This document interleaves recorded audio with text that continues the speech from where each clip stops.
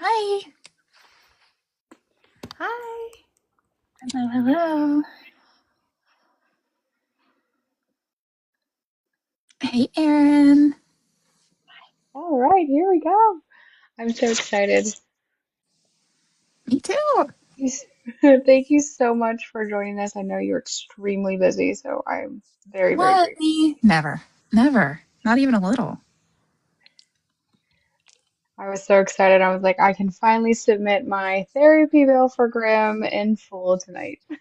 Oh, right. I'm ready. Okay. Okay. Because I thought reading hurt my feelings, but listening really, really hurt my feelings. So I was like, you know what? Listen, listening hurt my feelings. Okay. Okay. That makes me feel a little bit better that Yeah. you were also hurting. Oh, I hurt so bad. Don't worry. There was pain. Good, because the amount of tears that came out of me from both reading and listening, I was like, I'm gonna write her a very strong worded email. You wouldn't be the first or the 12th. Okay, that makes me feel better. I listened because I did Stray, and then I went into Grimm. I was like, it's just back to back Oh, pain. no. Yeah. Okay. I do need to take your bill. I'm so sorry. I formally apologize. That was terrible. Right? Because I went from Stray and I was like, man, she really put me through it in Stray. I'm gonna go into Grimm and it's gonna be funny and bantering. I'm over here like crying. Yeah. There, I'm sorry. I know, and I got the art too, so I'm like, all of book club is like, is it good? Is it good? And I'm just like sending them videos of me sobbing on the couch, and I was like, you guys don't understand what I'm going through right now. Oh no. Yay! So I was very excited. I was looking forward to this live for a very long time. I was like, here we go. Now I can finally get payment. Hi, welcome in. Thank you Hi. so much for joining us. Oh, look at that. Hi. Oh, no twisters. Oh wait, no, they're Yeah, there. I see they're them. down there. I was doing some map work yesterday, so we adjusted. We just gotta crank her down. There's the There you go. Twizzlers. There we go. I was just telling DJ how I get to submit my therapy bill in full to both of you for Grim. Yeah, we're receiving them.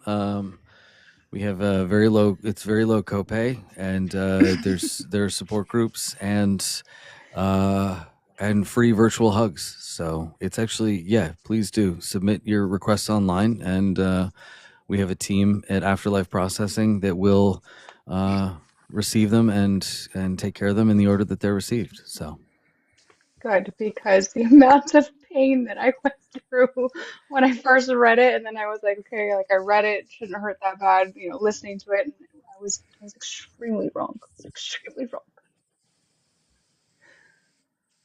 But thank you both for so much for joining us. I know you guys are incredibly busy. I wanted to first start off by saying thank you, and we're excited to get started. I wanted to open up the interview by asking what sparked this collaboration between you two for Grimm? Um, I mean, we kind of just, I pitched an idea and we kind of went back and forth on it a little bit. And I, it's the oddest story because it's like nothing like, there was no like magical moment. It just kind of was like a build up, like just building on top of each other. I mean, Jay, if you think differently, please hop in. But I mean, DJ had like this seed of an idea that bordered, I'd say, even a little closer to, like, correct me if I'm wrong, but I feel like it was closer to like pop culture cult fanfic than it was definitely. like a full on. It was sort of like, what if this thing crossed with this thing and we made it some other thing? And we actually, and I was like, listen, I kind of love this. We did some research, which meant like we watched some movies and read some books. And then we started working inside of that space. And then I think we pretty quickly realized that the like emotional center of the characters that were the original inspiration were really kind of far away from where we wanted to dive into as far as emotional depth, three-dimensionality. And then we realized, okay, using somebody else's story was a really great first conversation. It was like our prologue. And then we kind of threw all that away and then just dove into the characters that we started to see materialize in our minds from there, which is kind of a great way to do it, actually. I felt Yeah. like your guys' take on this type of story was very unique. I mean, the Reaper, and I just loved his character. I was not expecting the opening to his character to be so traumatic. Um, I was expecting, like, I don't know, to be just thrusted into the kind of like afterlife persona. I wasn't expecting to get his backstory and how he became a Reaper, so I really appreciated that. And it was very unique, and I think that's what grabbed our attention so quickly was we were just thrusted into the story. And I think that we talked about, so we wrote the prologue, but we didn't call it the prologue. We basically sort of wrote Kane's backstory. And then while we were working on it, there's so many, I feel like the more commonly seen plot device in this genre is that the men traditionally keep their emotional trauma very close to the chest. And there's frequently an act 2 late or act 3 scene where that man then reveals this emotional vulnerability to the FMC, and they have this sort of bonded moment. And it can be very beautiful, very powerful, very passionate. And so we had it because we wanted to know where Kane came from as we were driving through the story. And then finally it was like, what are we waiting for? I think this is more potent and more powerful if we just hit him over the head with it and we just say from the outset, hey, this is who we're dealing with. This is what he's bringing to this story. So that when you see those moments, because when you see those moments where he is guarded or where it's fun, I think, as the reader to know what's going on where Rue does not. And so then it gives you an opportunity, I think, in some way to like kind of pull for Kane while he's being a bit of a really hard edged, very distant guy. Um, so yeah, I think when DJ and I talked about it, we're like, you know what? Let's let people know what they're getting into, and let's have this be right here at the beginning.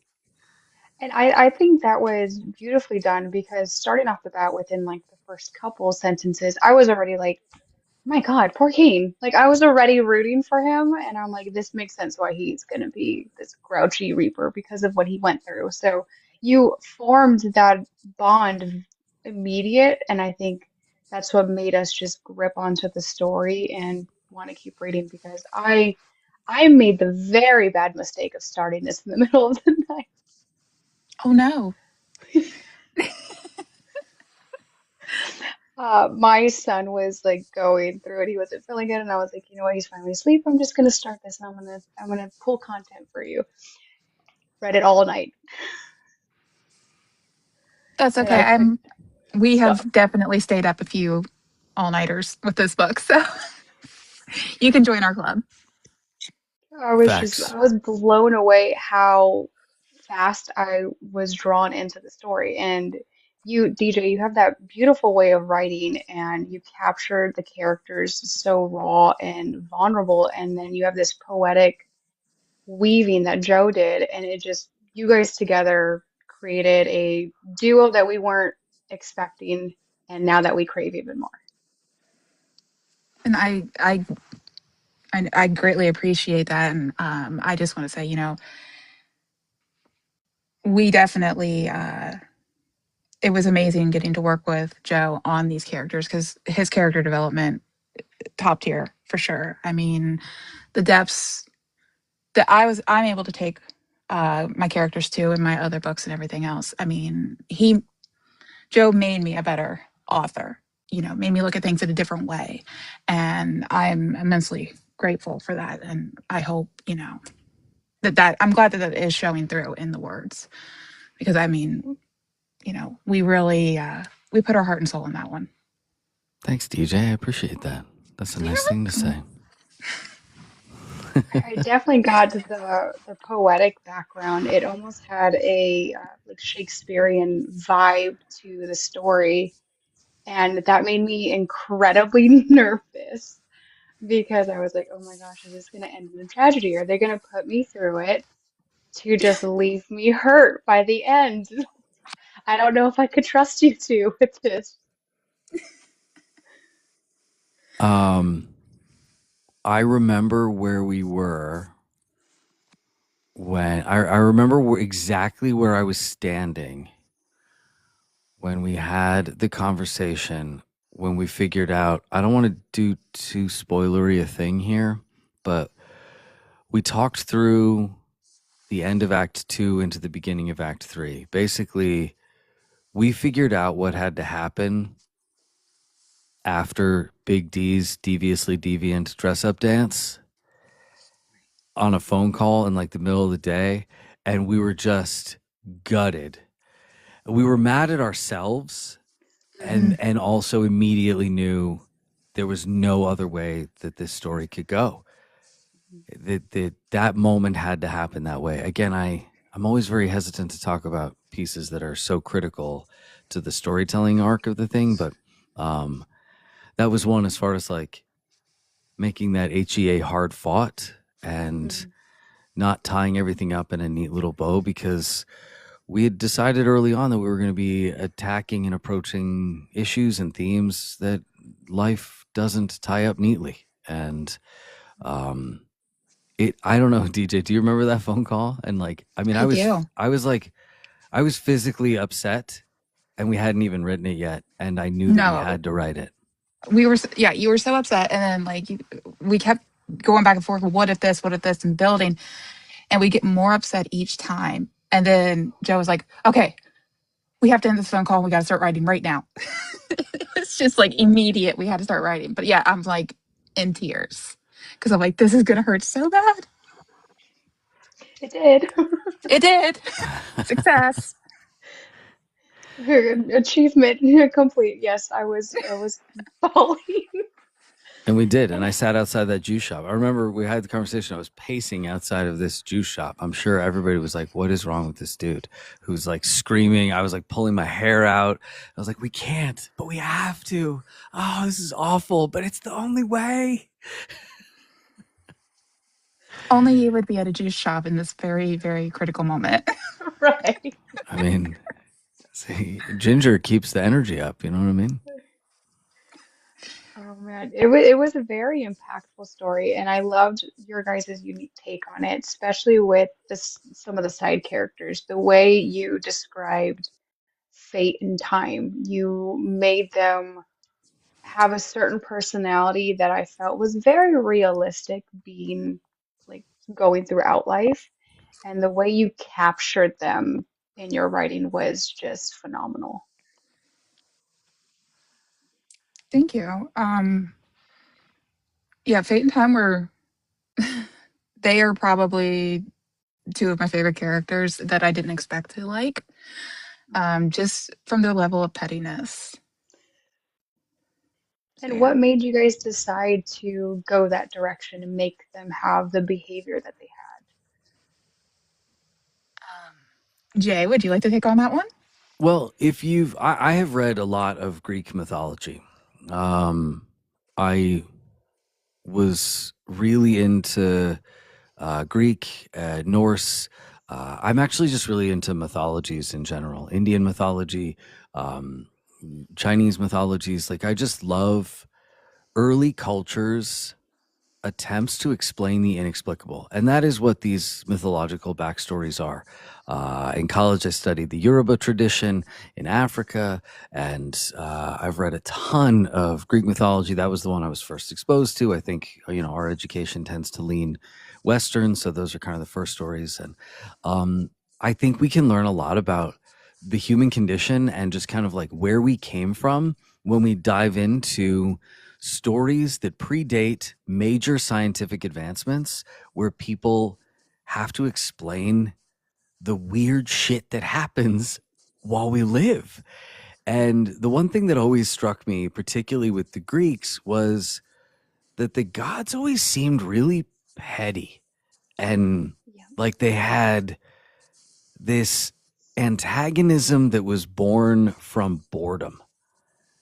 And I don't see that across other traditions, actually. I think that there's a little bit more reverence paid to the creators in other traditions, but something about those Greeks and Romans were like, we just assume whoever made all this hates everything and had way too much time on their hands.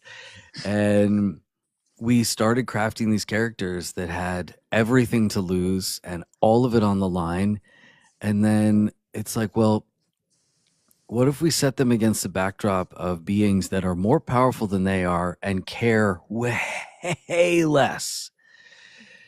And that's where D came from. And then as we were working in through D, we realized, okay, well, now he needs antagonism inside of, we can't just sort of let him have free reign over this landscape. And we needed some more folks. It's like, all right, well, what if he's getting pressure from other sources? And then, I don't know, DJ, I think this was another phone call we had that was like, all right, well, we could bring in fate and time as both characters, and because we're time is a theme and could also be a person in this thing. Right. And then we talked about like, well, how would they feel about everything that was going on? And we realized, I think, that we had a built-in antagonist to Rue, who is so powerfully using her free will and using what energy she has to create an identity for herself.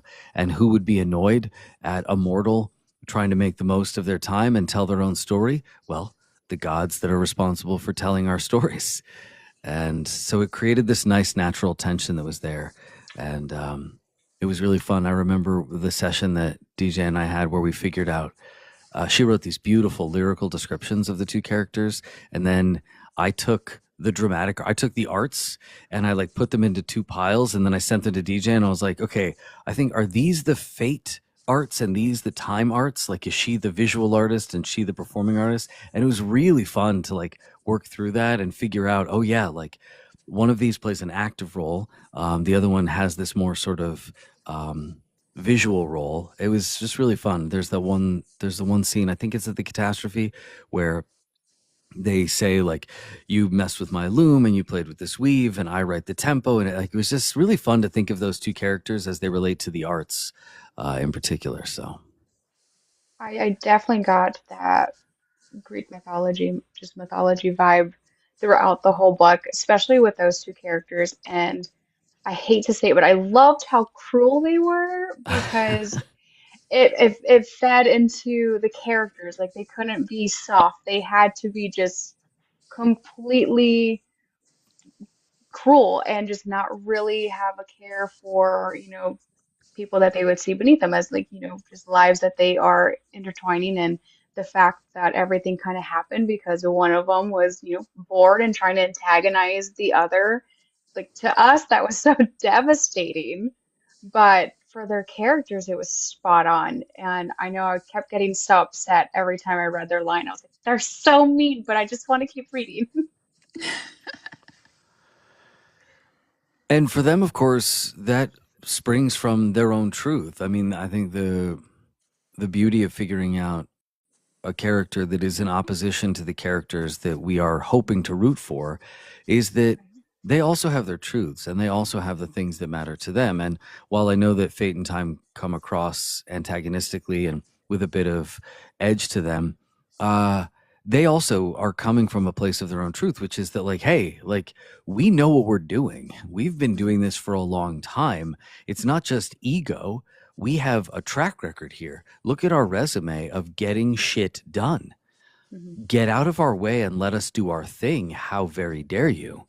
So, but of course, it's their thing. I saw somebody, I don't know it was somebody's IG story today, I think, that was like, you're watching a whale documentary and a whale eats a stingray and you're like, oh, lunch. You're watching a stingray documentary and a whale eats a stingray and you're like, how dare you, whale? Like, Yes. perspective matters. Who you're seeing the story through changes how you feel about the people in that universe. And Exactly. with the co-writing process, how did that work? Because you guys have very different voices. How did you guys communicate between each other and find such a melody of writing? Oh, I like that. Um, yeah, it's a good question, really. The melody of writing thing I thought was nice. Yeah, it is nice. Yeah. She's got away with words. um, honestly, it took practice. It took a little time. We both are a little different at writing, and it was a lot of back and forth. Um, I would say it probably took a good couple months before we got into this really good groove of like, finishing each other's sentences. We knew where to, if one dropped off, the other one could pick right up. Um, so it took a lot of back and forth, in my opinion. But I mean, we both were passionate about the project, we're both passionate about the characters, and I think that's where we started. We had to learn about the characters, and once not one of us wrote one character, we wrote all the characters together.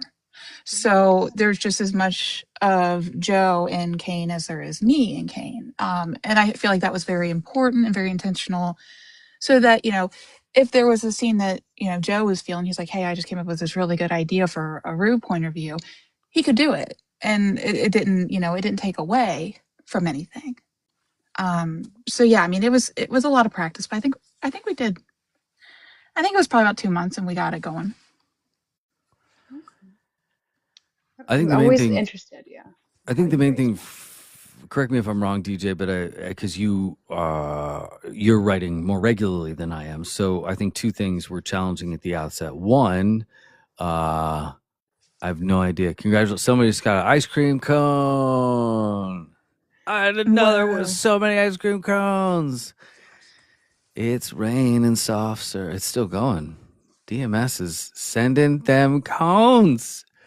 I hope it's a twist kind. That's the best. As for Jake, the court scoopster. uh, I just thought of all the ridiculous puns that we got to write for that chapter. So I'd been to a Dairy Castle before, and there were no puns at the on the menu, and I was like, Dairy Castle, I feel like you've really missed an opportunity here. But the beauty of writing a book is that you don't have to miss any of those opportunities. And so we got to make a Dairy Castle where there were nothing but ridiculous puns. It was amazing. It was one of my favorite chapters. Also, there's a little bit of an Easter egg in there for any of my Los Angelinos, any of my SoCal homies. I believe one of the flavors is something like a quart of thorn and rose water or something like that. And there is a Persian ice cream shop in LA called Mashti Malone's, and it opened up in Hollywood from this Persian family that wanted to bring this unique style of ice cream to the region, and they found a location, but they didn't have enough money when they opened to change the sign, and they had taken over the business from this like Irish pub that was called Mashti Malone's. So they're like, well, I guess we're just gonna call it that. But they use like rose water and lavender, and so I was like, let me like have this like really like very like deep like Russian nesting doll Easter egg. Let me just like incorporate a flavor in there. So we snuck rose water in there for my Mashti Malone fans. I appreciated your puns throughout because I felt that you guys interwove some very funny lines to make it lightheart of a very intense book and a very, grim topics. And I loved how you guys did that because at one point you would have me kicking my feet and laughing, and then two sentences later I'm throwing my heart into oncoming traffic. So I thought it was a beautiful balance. Well, it's like Kane explains to Rue at Big D's deliciously deviant dress up dance that the opposite of one thing isn't the other thing. It's nothing. Like so, the opposite of sadness it isn't. It's not happiness. It's apathy. it's that neutral space. So for us, it feels like once you're navigating themes that do pull on the heartstrings, that do make you feel in that vulnerable sort of sad space, that tapping into those spaces that evoke feelings of laughter and giddiness and joy is actually easier to do than it is to just remain in that one lane. For multiple reasons, I find, but in part just because I think, feeling on the spectrum of human emotion is circular. It's not linear. Like you don't have to jump all the way from one end to the other to get from laughter to crying. They're on this sort of circle. And it's actually the part that's in the middle that's the hardest to get to. And that's that space of nothingness where D sends those souls. So, yeah. I did appreciate that because reading a certain chapter with Rue, it's very emotional because she's finding everything out very, very quickly. And, like her worst thing that she's waiting to happen is being pushed in front of her face. And then you have Kane make this knock knock joke about Spirit Airlines, and I'm just like, really? You guys had me just devastated 2 sentences ago, and now I'm like, that's a good one. I don't know how many people I told that joke to, and they were just like, really? I was like, it's perfect though. It really was. I I think while we're writing it, I mean, we're going through this just like all the readers are. We're feeling, we're crying while we're typing, and it can be a lot. So when you get to go back and you get to, especially when we were all together and we were doing the live recording, getting to listen to it, and you're like in that really sad moment, and then all of a sudden there's like this, really funny, like dry humor moment. It just kind of breaks it up, and I feel like in all of that sadness, you need something. You need a little something just to pick you back up, to make you feel something a little different. So yeah, I mean, I really enjoyed the dry humor. And I know you're Yes, very popcorn. well known for the banter DJ in your books. And I saw another theme that showed up in Grimm about how you use many references of medical and mental illnesses and disabilities. What makes you use them in your books? What inspires you to use them? Do you have a background in health industry, or how do you interwove that into all of your stories? That's a good question. So in my stories, it's pretty simple. I knew a girl, and she had a very serious illness, and she asked me why it was that none of the princesses in the books were like her. They didn't have, you know, they weren't hooked up to anything. They didn't have monitors. They were able to do the things that she couldn't do. Back then, I used to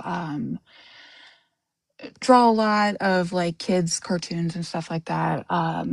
So I drew her a princess book that had a princess in it that had her specific disability. And I fast forward a couple of years, I was writing my first novel, and I realized that that little girl's grown up now. Like, she's probably wondering why the female characters, there's not a whole lot of them that have disabilities. I mean, they want love, they want to feel beautiful. So I made it a point to make sure that everybody got to feel like a princess. Um, so yeah, I mean, any one of my stories, mental health representation. I don't. My men are not, the completely closed off. There's a reason why they are the way that they are, and I think we captured that with Grimm, with Kane, and all of the characters really. I mean, we really tried our best to give them this three-dimensional feeling, where, Cain's closed off for a reason. The deities, they're petty for a reason. We all go through shit, and it's messy, and that's okay. No, I thought it was so unique. In my reading experience, your books were one of the first that I noticed you had such a diverse representation of disabilities and illnesses.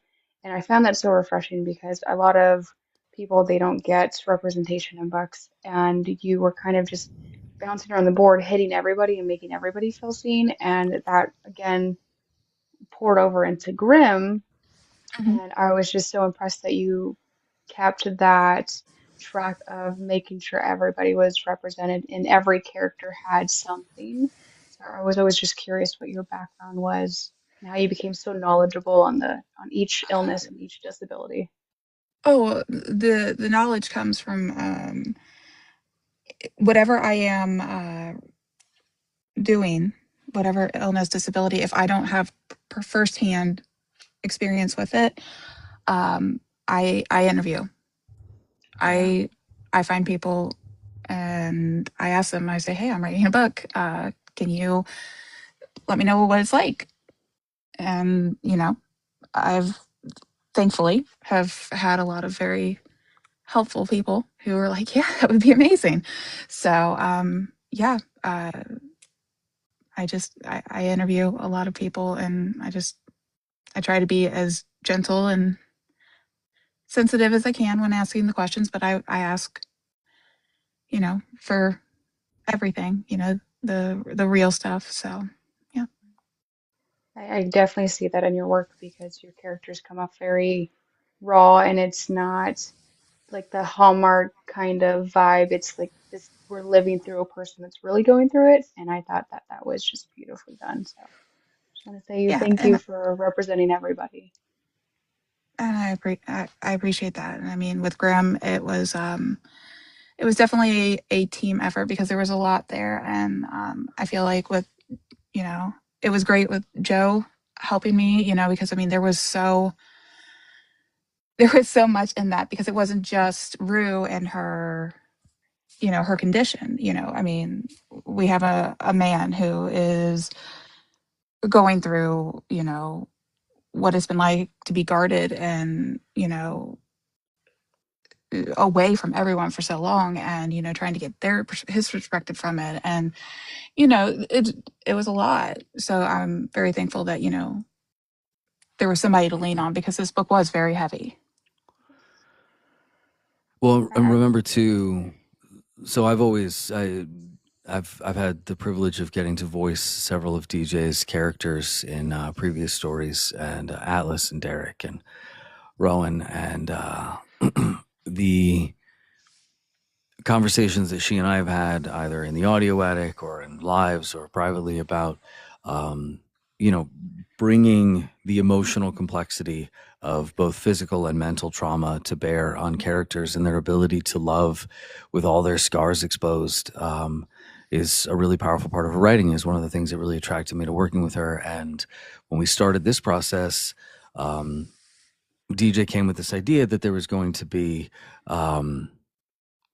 a heart condition for the FMC, and we started doing some research, and then I started doing a ton of research He because as we did. got deeper into the story, I was like, okay, well, we have got to get this right because we also have to figure out the balance between how much of the story wants to then center around what she's going with. And actually, if you remember, Deej, in early iterations of the story, she had a condition that was actually degenerative.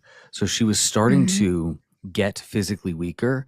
And as we got further into the story, because there were so many other elements going on, and Cain has literally lifeless energy, we found we were divesting too much energy into these two separate worlds.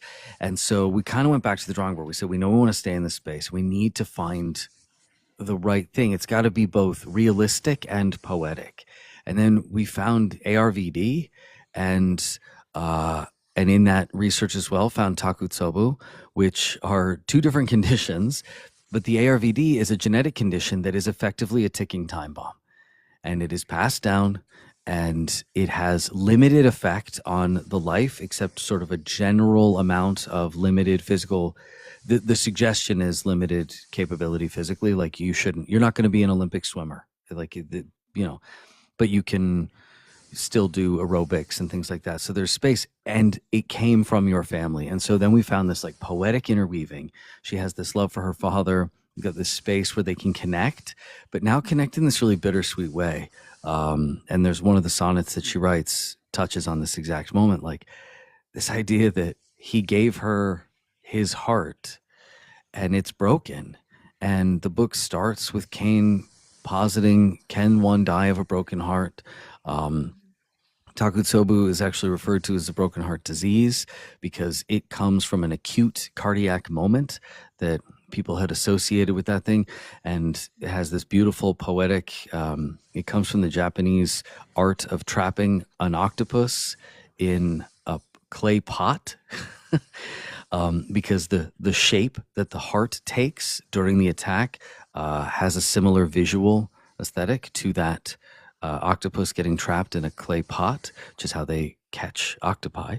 And so again, now we found the representation that DJ is known for, and the sort of poetry and the elevation of how those conditions can be both real and elevate the character and their ability to navigate their moments and their truth. And yeah, so I was excited to be a part of that process as well, and I think we found some really incredible things that really speak not just to the characters but to the writing form as well. Oh yeah, It was absolutely, we did. beautiful. And with Rue's talent in writing and poetry, did that stem from your poetry background, Joe? So Rue as a writer was one of these pieces of the story that took unbelievable shape as we were working. It was kind of something that we sketched into the original notes for Rue. We knew she journaled. We knew she kind of had a creative side there. And the more we got into the story, I think the more we realized how central that needed to be for her and for us to really highlight. And I had just come off having written Shadow Self and really fallen in love with the Shakespearean sonnet and the restriction that the form gives me to create inside of. And so, irrespective of the story, just kind of while I was in creative modes or moments, I wrote some sonnets and I would just send them to DJ. And I was like, hey, these are just like, I don't know what they are. Like maybe they find their way into the story, maybe they don't. But like right now, just maybe these are just some rude journal entries. And so here are a couple. And then I think as we got deeper into the story, as we were going through after a first pass, we kind of found some moments where they would work. And then I think one of them was like, okay, well now that we know that this is something that she can do, we have one here that we definitely need to add. And for me, I don't think this is a spoiler, but this is going to reference like the very end of the book for anybody that doesn't want. It's not like a heavy plot point, but I think it's a really beautiful moment. There's a section at the very end, like it's in the epilogue when they're talking about their tombstone phones, and Kane asks Rue about a piece of it, and she quotes something, and in the quote, we realize that her mother had to have found her poetry book and like read it and shared it. And I just, it was this really empowering moment of legacy and the things we can leave behind and the way that those we leave behind can pick us up and carry that mantle forward. Actually, that was one of my favorite scenes because in the beginning, that's the same thought that kind of keeps going through her head, with the impending date. And she's like, "What will I be remembered for?" And seeing that was very kismet because the whole time she wanted someone to see her words and put some value to it besides what her own feelings were. And to see that on there, She's like, okay, my voice is out there. I am gonna be seen for something else. So I thought that was very beautifully done. Thank you. Wonderful. And I know that you guys quoted Toni Morrison qu twice in the dedication. How did her work inspire the writing in this book? Joe, if you want to answer that one. Uh, well, the epigraphs that we came up with actually were not the epigraph for the longest time. I had found this really wonderful Borges quote about how paradise. There's this quote that's like, I imagine paradise is just like a long library. And we had this, and I was like, that was in there from like very early on. Mm-hmm. And then we finished the book and we're going through and the editor's looking at it and we're scanning over it while the editor's doing their thing. And I kept looking at that epigraph and I was like, I still love this quote, but this quote isn't for our book anymore. And I had come across the first Toni Morrison quote about if there's a story that you want to read and it hasn't been written, you must write it. And I just remembered throughout the writing process, DJ and I constantly having these moments where we sort of felt like we understood what the genre expected and then also wanted to tell this story the way we wanted to tell it. And every time we hit that crossroads, we always deferred to writing the story the way we wanted to write it, telling the story that we wanted to tell.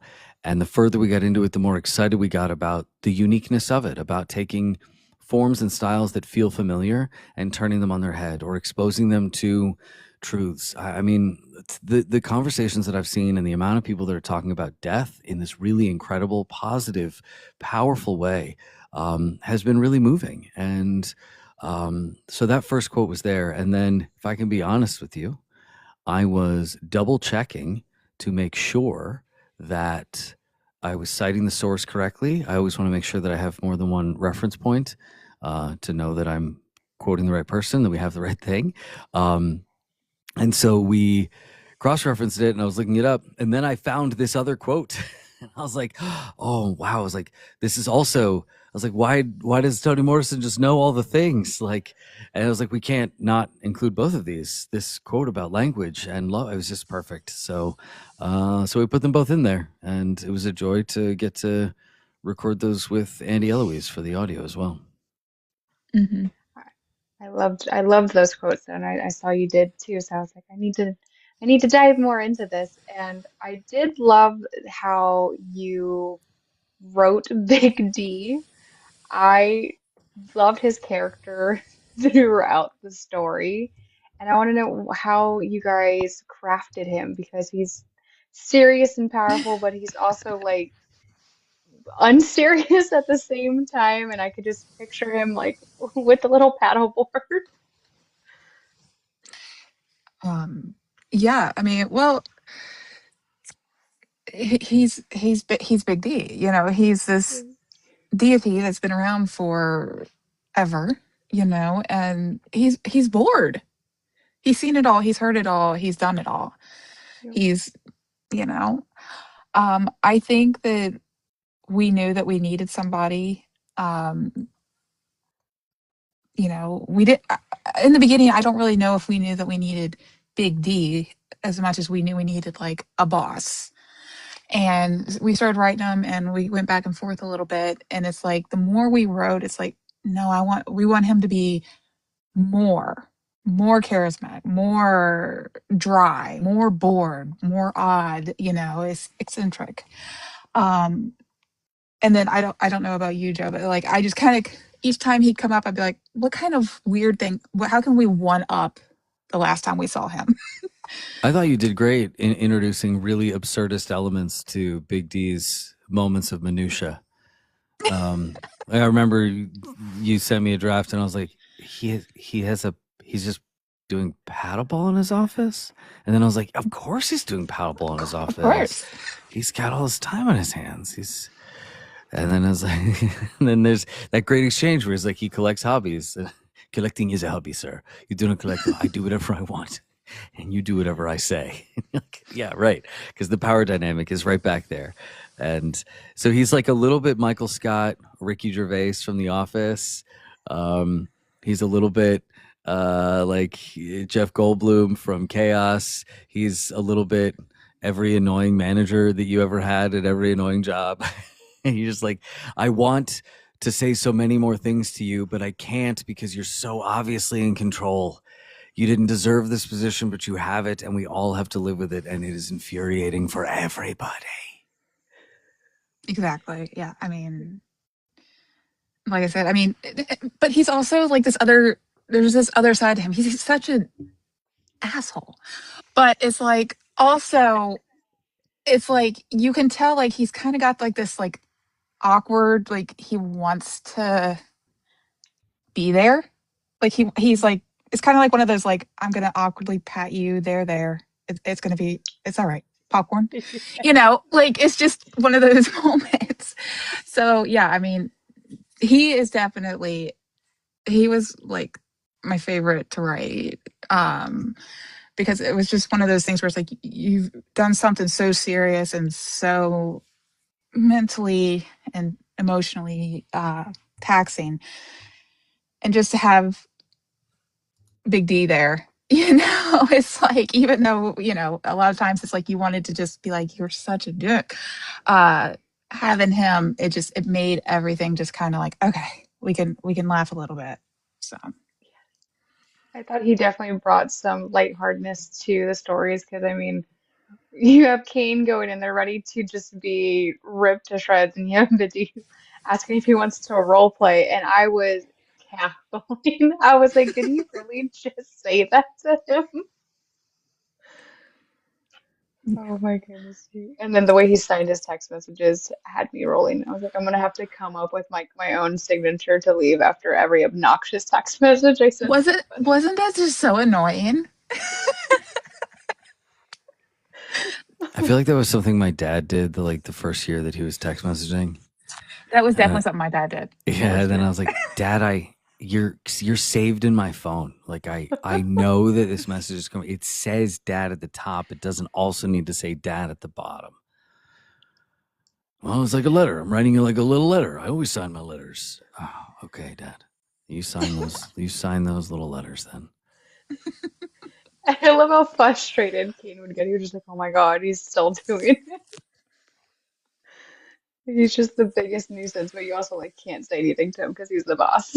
Right. Exactly. And what made you guys decide to do Mercy's story the way you guys did it?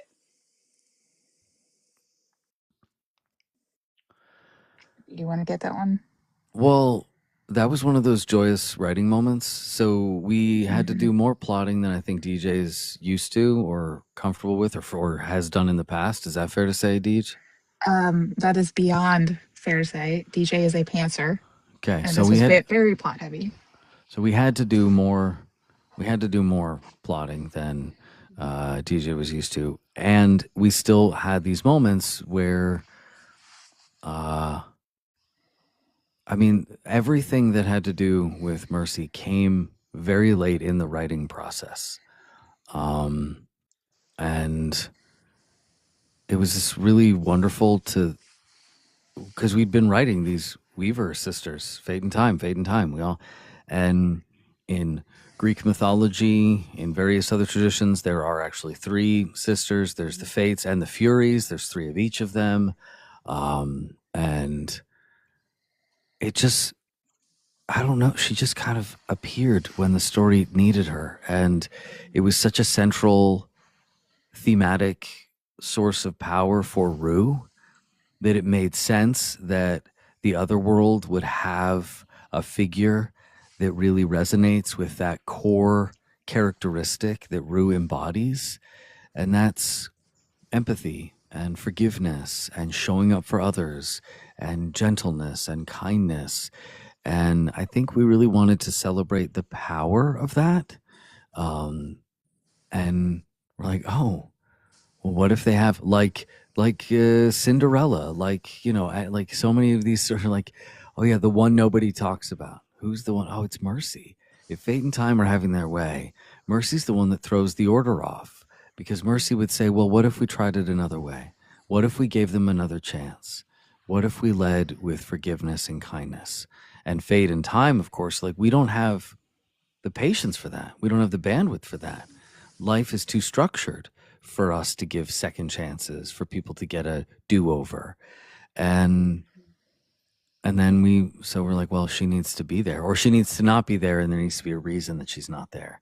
And then we wrote her out of that space for one of my absolute favorite chapters in the book. Actually, is the one with her and Dee, and I think is one of the most critical too, because it gives Daryl it gives Daryl his name. He's Daryl now, and he's not just this caricature of this sort of barbarian sort of ruler guy. So I also thought it was funny that you guys named him Daryl, because like the way Kane introduces him in the beginning is just like he's just Daryl.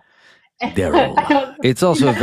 it's a very fun name to say with it just sits in the throat with that French accent. There's a Daryl. There's nowhere for the words to go, the letters. So He always just sounded so unimpressed when he called him Daryl. It's like it fits so well because he's Big D when he's like big and strong and like all in charge, and then he's just Daryl when he's not. Yeah, it's Daryl. I thought that was fun. And I know you guys put in a certain scene with Daryl and Mercy. Is that an Easter egg for potentially more to come? Um, never say never. I mean, I mean, yes. Like, look, is that chapter written in there? Like, let's not beat around the bush here. At one point, Mercy says in the chapter, "That's a story for another day." Like, we couldn't. I don't think we could have hit that with a bigger tennis racket. Hey, did you see that little fly? Do you want to take this sledgehammer to it? Yes. DJ said yes. Let's take the sledgehammer to the fly. Okay. So that chapter is aspirational, and we tried to set up a lot of backstory there and create enough context that allows their story to stand alone in this book and give us enough room to run, to figure out where they go, whether that was before or after this story takes place. But it is certainly fun, even not having written it, to think about the moments that these characters have shared before, during, and after this story, from their own POVs and their own spaces. So absolutely. Okay, that makes me feel better because I read that and I like highlighted it. I was like, are they saying what I think they're saying? Because I feel like that's very blunt. But maybe I'm reaching because I wanted more. No, it was very intentional. Phew. Because you guys also brought in, Asher and that one scene where he finds something, and that has been in the back of my mind since that I read that scene. And then when I re-listened to it, I was like, okay, like I did pick up on that. So that has also had my curiosity peaked since. So if you want your curiosity to be tickled even further, you can head over to the Please. Blue Nose audio app right now. We recorded more extras and bonus content than I believe I have ever seen or heard in any kind of audio production ever. I think there's 12 or 13 different pieces of content. Hmm. And one of them is an origin story. I believe it's titled "A Piece of Ash" or "Pieces of Ash," and it is a beautifully performed scene between Sean Masters and June DeBorahay, and it's available to continue to tiptoe you toward some of the backstory of these other characters. That's on there. There are interviews that are on there. There are outtakes from the live record. There are moments of just like actors communicating. There's like a whole directions and intentions bonus content. We wrote a bonus epilogue and have secretly just dropped that into the universe. Hmm. So Rue and Kane actually do get to spend some time in a library, and the number of you that have not found out that exists in the universe is pretty telling, because I'm quite sure I would have heard from more of you had you listened to that, because it is spicy AF and super fun. And Andy and I recorded it live, as did Sean and June, and they are there, and they are free. You go to the Apple Store or the Google Play Store, download the Blue Nose Audio app. You can go to bnaudioapp.com. I believe there's a featured section on their page right now that highlights the Grimm content. You can click on it, and you can start downloading them and listening. I know what we're doing next. Yeah, no, you have to. And then when you get to the most important part, it's going to be one about this character named Steve and Oh my his saga. goodness. The epic saga of Steve, the Uber driver. Steve drove a Prius and had some lines in the story, and it was like the three of them talking, and there was a lot going on, and I love Steve too, and we didn't have enough time to figure out exactly how it was all going to work, and so we deferred to Steve cutting it down to one line, which, like, it's funny that you mentioned Steve. It just made me think of my parents, because my parents were both character actors, and so they would do movies, and sometimes they don't tell you if your scene is still in the movie. So I remember one time going with my dad to a film premiere of like a John Belushi film that my dad had shot 2 scenes in, and he's there, he's super proud, he's brought his son, and we're having this amazing time. And then we watch the movie and we get to the end credits, and I lean over to my dad and go, "Dad, I don't think that you were in that movie. Did I miss you?" And he goes, "No, son, they cut my scenes." And they didn't tell you? "No, son, they didn't tell me." "Well, I had a really nice time going to the premiere." "Me too, son. Let's get out of here." We went and got milkshakes. So That's awesome. So the milkshakes are awesome. So there's somewhere in a fictional universe, Steve got his copy of Grimm and sat down to read it, and was so excited for his big moment in the middle of the story. He's like, "I'm in this thing, can't wait for my scene, all the fun banter I had with Rue. Where did I go in this story?" Well, he rides again in the bonus. He does content. ride again. Speaking of, while we're talking of bonus content and other ways to celebrate and share this story, if you're looking at my screen here, this guy, that tingle Did not tingle hear there. that. Oh, right, because the microphone was way far away Right. from it. Let me see. It's a hardcover. It's just, it sounds like this. Sounds like. Oh, I love that. That was amazing. That is available direct to consumer, purchased from Blue Nose Publishing. You can find the link to order that on my socials, Linktree, DJ's, or Blue Nose Audio's. DJ and I are going to be in New Orleans next week. If you order them before that, it is a guarantee that you will have a signed copy. We're going to sign all the copies that are there. There's also a book box that you can get. DJ has made some incredible character art that is included in those book boxes as well. We came straight out of the gates and just said, like, the early response to this has been so incredible. We want to make a hardcover that celebrates people that are already into this. We don't want to wait 6 months and then come out with a special edition. We want to make a hardcover that is special straight from the get-go. So that is there. You can still order those to have them be guaranteed signed by both authors. If you are going to be in New Orleans for My Soul to Take, which is going down next weekend in NOLA, you can indicate on the order form that you'd like to pick it up there, save on the shipping, meet me and DJ, because we're both going to be there, and have a great time. There are still a few tickets to my show if you want to come and see that while you are there.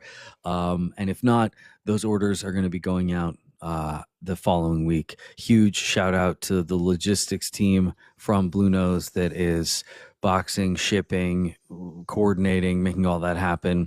The A team, for real. They run it. They run it like it's one of the 10 biggest companies in the world, and it's just done with so much love and blood, sweat, and tears. So huge shout out to all those folks. And yeah, So you get the bonus features on the BN Audio app. If you know, and not enough know, I can tell you that for free. And the hardcovers are out there right now. Order yours to get it guaranteed to be delivered by the holidays and signed by me and DJ. No, wait. Is this a guarantee or is this a boxcar guarantee? I need to know. The signatures are a boxcar guarantee. I will not stamp boxcar anywhere near the United States Postal Service. Oh no. I'm talking about the signatures. Yeah, the signatures are a boxcar guarantee. Okay. All right. Unless I might buy one. Unless the order that Blue Nose placed, they get sold beyond that number. We'll figure it out.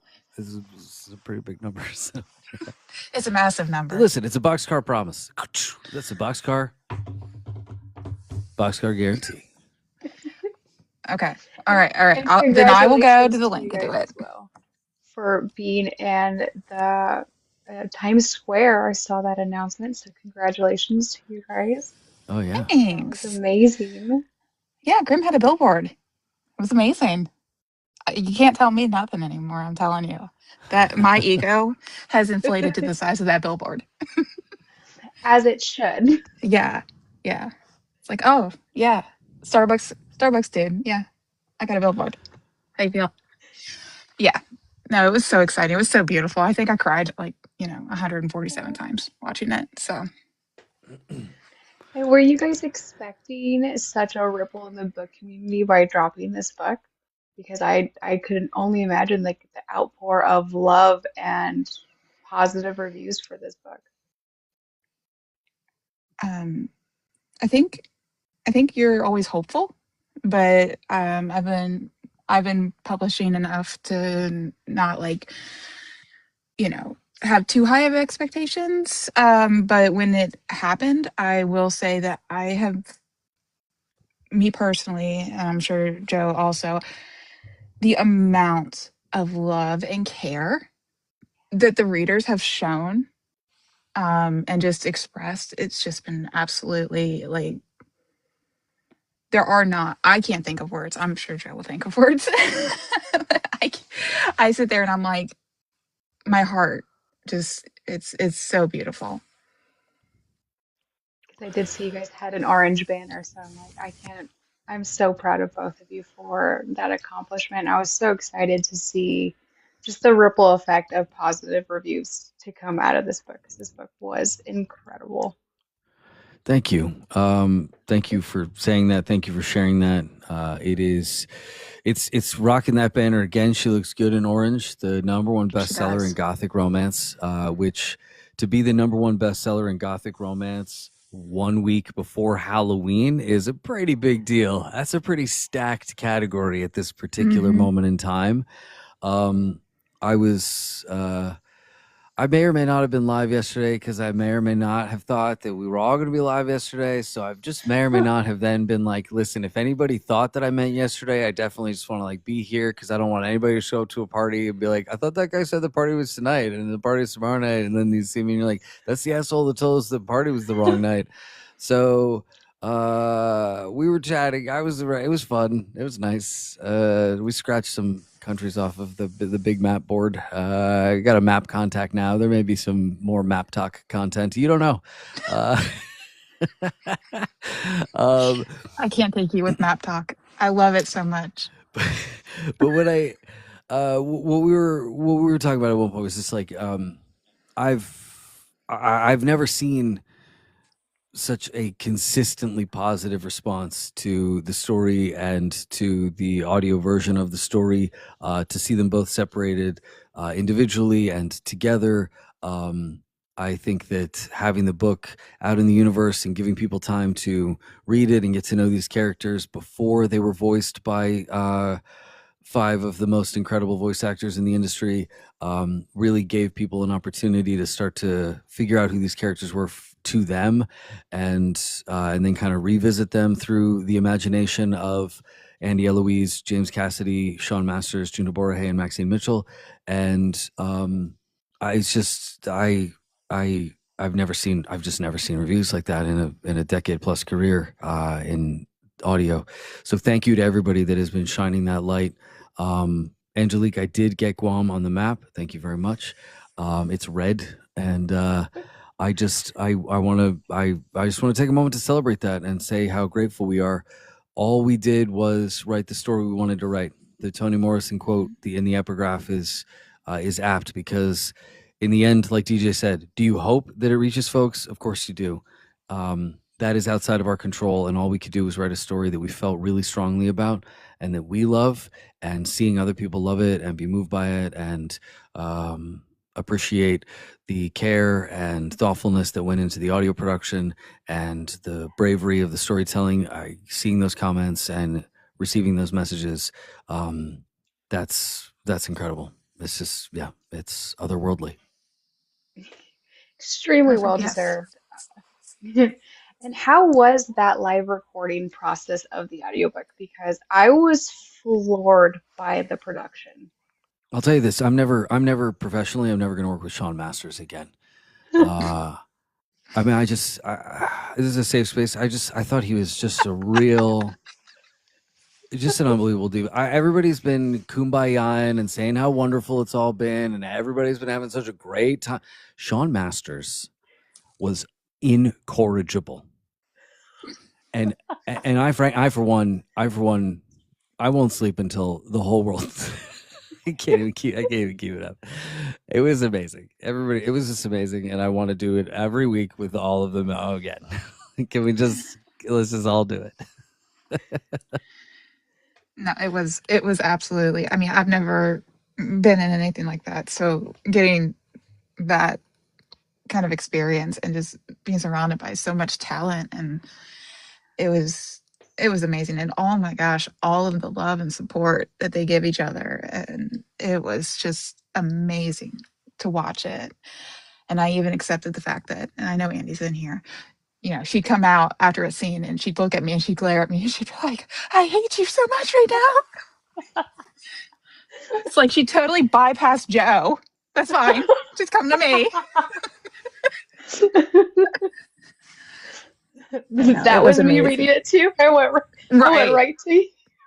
Right. Everybody bypassed Joe. Just come to me. It's fine. It's fine. I can take it. How But dare you? no, it was amazing to watch. You know, and yeah, Sean was I mean, I thought he was just the delight. I mean, there was a couple times that, like, you know, cell phones went off, soda pop can. Oh I think no. I think James was the knee cracking, but you know. Oh no. Listen, Maxine also had a very loud water bottle that nobody's been talking about. Listen, we're not going to talk about her water It's bottle. just She was thirsty. no, everybody was amazing. Those experiences can be pretty high strung, and Mhm. the energy can actually kind of get a little chaotic because there's a lot to get done, and it's one of those moments where time is money, and people have planes, and you're just like everyone is aware of all these factors outside of just getting the work done. And I just thought everybody on that team, both the production side and the creative side, created a space that took all those distractions and put them outside of that room and gave everybody an opportunity to just show up and be present. People took on roles and jobs that they'd never done before. So just a huge shout out to everybody that was in that room that stepped up and stepped in to make that a room where those actors could give over to the creative process and just do something that is truly magical, which is to work off of one another, to feed off of that energy, not over wild lines in a production folder, not over Zoom, in the same space, breathing the same air at the exact same time. I It was was wondering beautiful. how that process was because I know from speaking to so many narrators and yourself, you always say like you guys hardly ever meet. You guys are usually strictly over email, and to have so like not just one narrator, but so many narrators in one sitting and just record the whole book together. I was just imagining the things that could have happened during that scene. So I was always so curious on how that went, how fun it was. Yeah, and then well, the other thing, if you're curious as far as like the breakdown of it goes, one of the things that the production team felt was really important was that Rue and Kane are the anchor to the story. And so Andy and myself had the first day of recording, just the two of us. So the book was recorded out of chronological order and recorded with characters in mind and with the scene and the story arc developing. And there were moments where Andy or myself would either sort of feed each other a little of energy before a chapter started, or Candace or Janie or DJ in the sound booth would reach into us and say, okay, here's where we are in the story. This is what you need to know to kind of dive into this one. I do remember there were a couple moments where Andy's like, that's the chow. We're doing that right now. I'm not ready for that right now. But she was ready every time, and she showed up in a major way. And I think she just did an incredible job bringing Rue to life. Oh yeah. And Oh yeah, definitely. when you guys were writing it, did you have the voices for each character in your head, or was that something that came afterwards? No, I mean it developed over time for sure.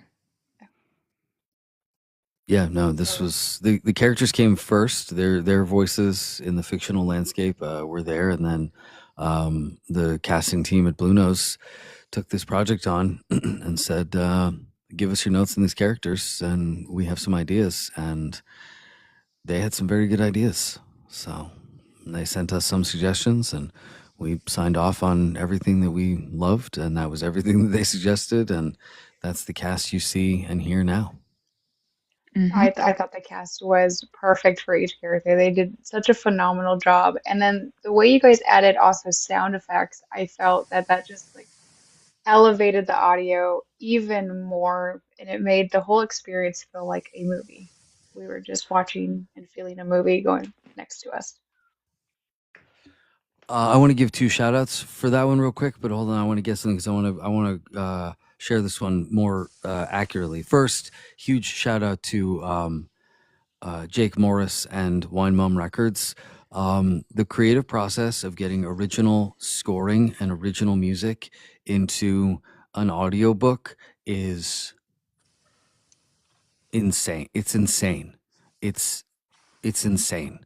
I timelines, budget. No, it's not. This industry. It's not built for what Jake did. like, he and I had collaborated on the Rest of Me EP, some music that I've put together. You can find wherever you listen to music. And we've had just such a wonderful time creating, collaborating together. And while we were working on the writing of this, he asked me some questions. And then eventually I shared the manuscript. We had a couple of collaborative meetings. And the next thing you know, he's like, hey, I've got some ideas. Can we have another session? And starts playing me some early versions of both musical tracks and like scoring selections, and we talked through it, and they went back to the studio and wrapped these things up. And so what you hear, these are not royalty free found music. This isn't classical pieces that are 400 years old that anybody can tap into. These are pieces written by an artist who read Grimm a couple times and collaborated with me and created these pieces that fit in the story in ways that we never thought possible. And it was such a joy. And I'm so grateful for their artistry and for the fact that that music is a part of this production now. That is incredible. I had no idea that went into Yeah, the audiobook. isn't it? It's I mean, I like cried. Like And the I'm so proud of, the work that they did with that. the craziest thing is that so we'd labeled the tracks, and Jake and I kind of had an idea of like the themes for them, sort of what part of the story or which character they kind of represented. And I remembered one moment and I was like, I wonder if this would sound good right here. So Ron was working on soundscaping and proofing, editing and mastering editing and mastering the project. And I was in my own studio, and I just opened up the chapter file and I dragged the song that Jake and I had made, and I plopped it, literally just dropped it into the spot around where I thought it would work. And I hit play, and 4 minutes later, I was in a pool of tears. It was dropped perfectly into the spot, and I was like, okay, this is a sign, and I need to spend some time and follow this through. So I started taking notes, figuring out which other parts of the story really needed that or could benefit from that, and went through, and I knew how hard Ron was working, so I went through and made notes, marked time codes, figured out where the tracks would go, and when I shared some of them with Ron called me and he said, I've worked on films, I've worked on um, shows at some of the biggest theaters in Los Angeles, and this sounds like you guys hired an entire orchestra to do a score to tape, which means that like the musicians would be watching the movie and then playing to the actual picture, and it just worked out that way like 6 different times in the book, and I just love it so much, and I could never stop talking about it. I know I've been talking about it a while, so I probably should stop. No, it was phenomenal. I mean, every sound effect, every voice actor performance was just incredible. It's hands down the best audiobook that I've ever listened to. I mean, you even had the instances, the scenes where she's on the phone and it sounds like you're listening to someone on the phone. And I was just like, they went through every fine detail to produce this one. Like the Yeah, blood, sweat, and tears that you guys put in that was very, very sweet.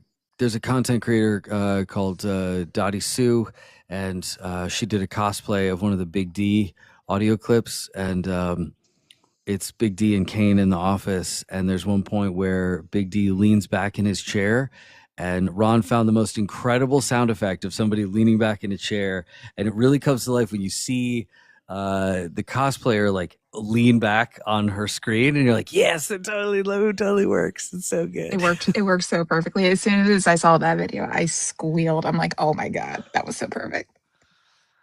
Oh, Mother of Dragon says it's the book and the audiobook of the year from your Aw, lips to the whole universe. Thank you. Yes. thank you so It, much.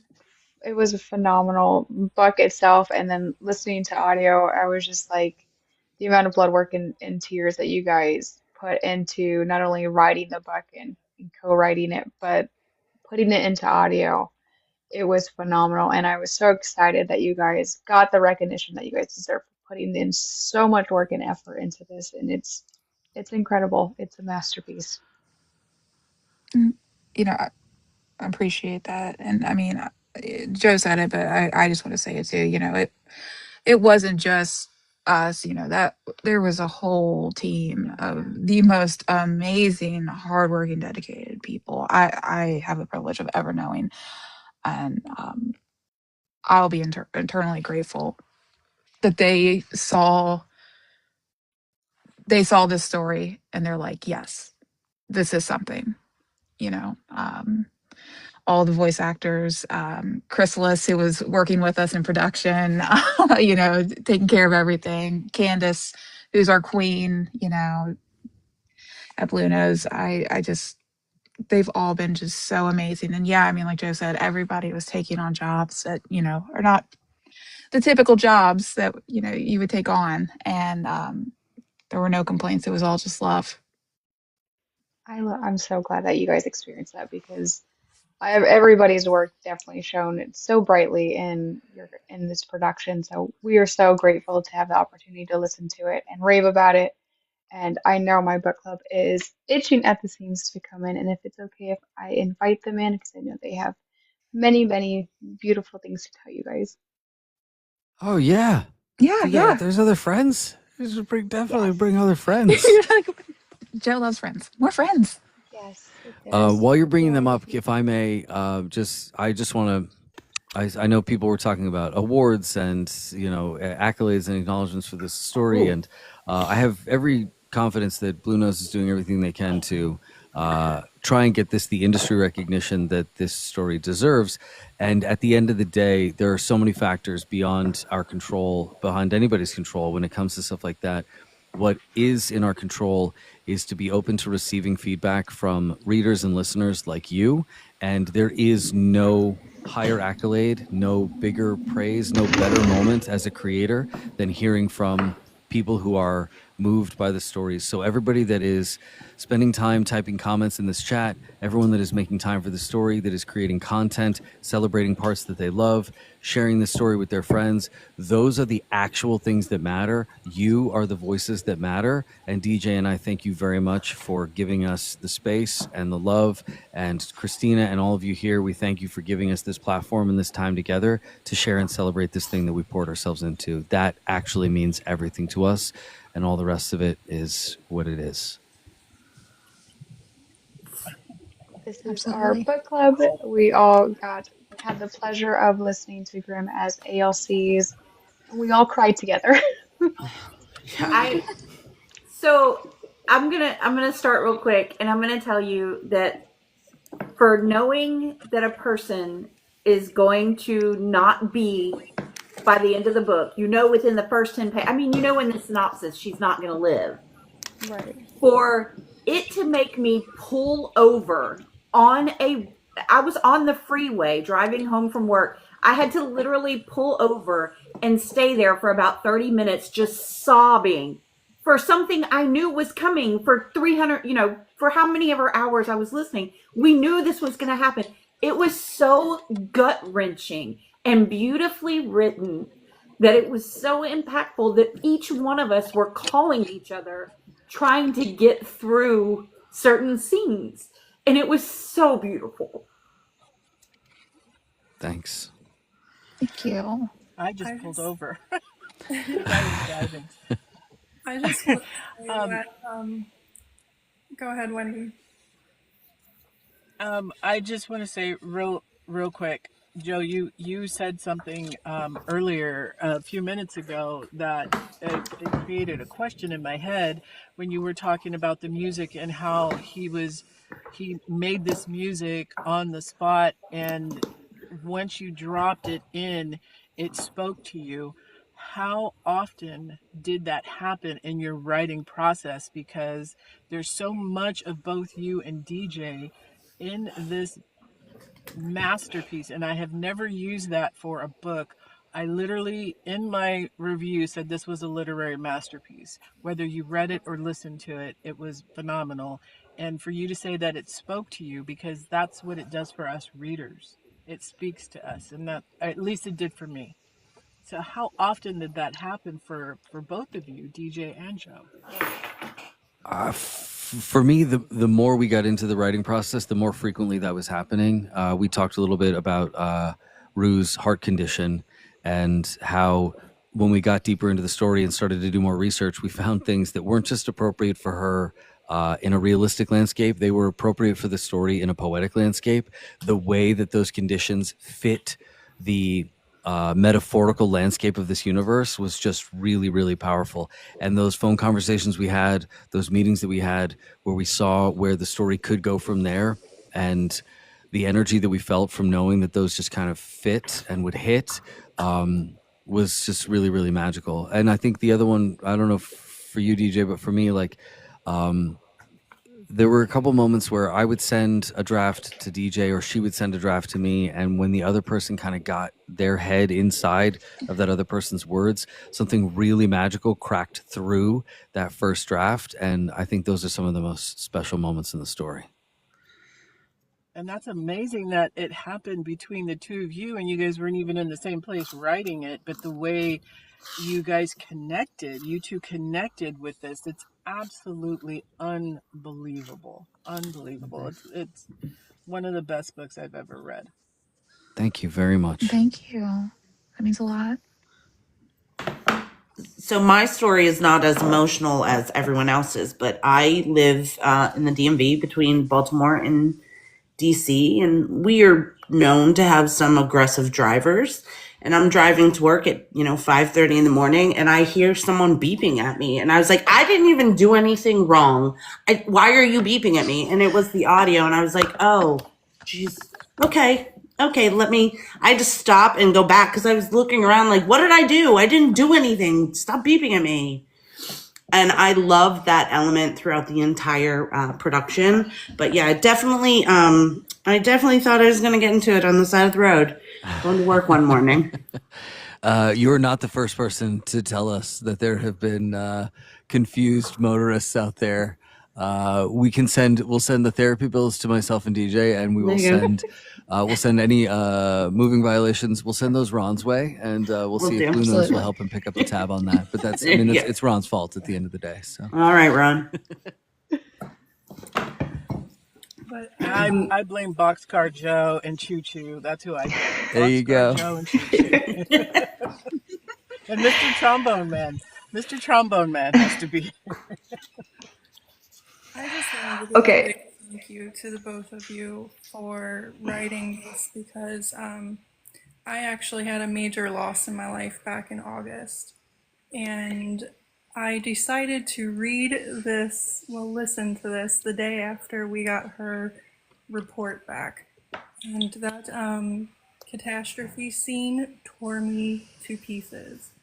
But this story altogether, the aspect of death and grief, it was so touching to me and actually helped me through that process in a way that I never thought a book could.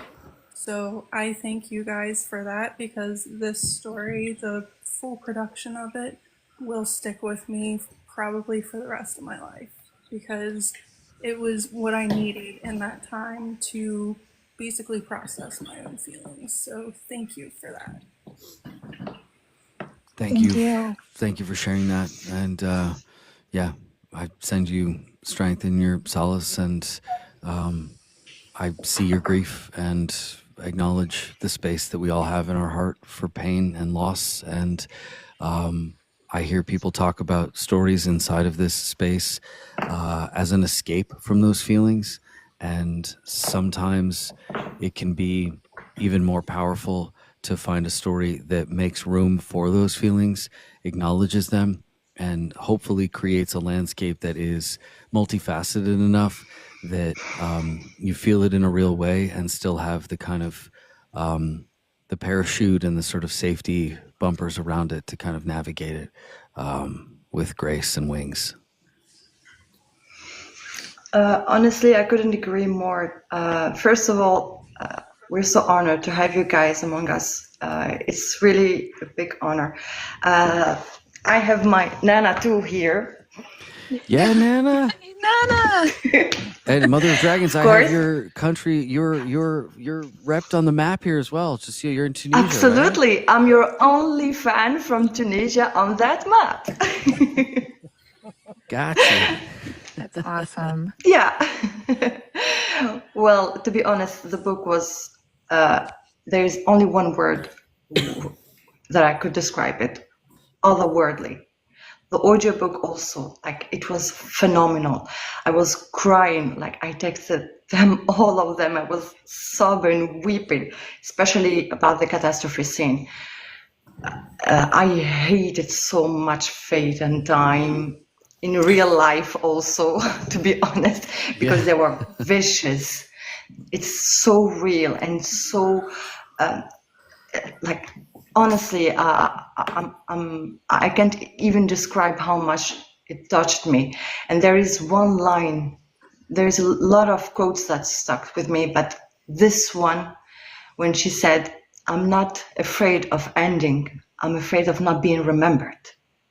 And that's our fear for all of us. It's reality. We are all afraid, not afraid of dying, because it's one day we're all gonna die, but we are afraid of not being remembered. So thank you so much for this book. Thank you so much for every word you put, because it was perfect. It was phenomenal. It touches us. Like, thank you so much. Honestly, thank you for both of you. TJ, your books are amazing, and I love them so much. Joe, to be honest, you ripped my heart 3 times. This book's the 3rd time. You broke me 3 times in Under Your Scars, in Exodus, and now in Grimm. You broke me into pieces. Well, but I'm sure that you'll make a very beautiful puzzle to put back together. Oh, thank you so much. Thank you for both of you. I just want to say as well to Joe and DJ that I've been waiting for this book since you guys first announced it back in April, and I was so excited. And then getting to get like little snippets of that you guys keep putting out there was amazing too, and to find out when you were going to release the book as well, that had a significant impact on me in a way that my dad, who suffered from regular heart defect, and there was always that constant that we were always going to know, not knowing whether or not when he was going to kick it, and then finding out years later that he suffered from a stroke which was related to his heart and he was never going to recover from it. And when this book released, it was 2 days after when he had passed.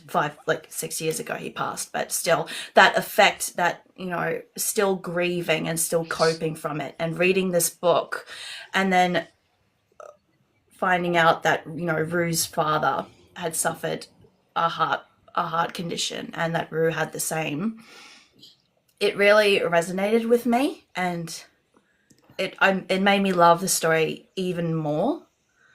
And the topics and the themes within the book of the grief, and just the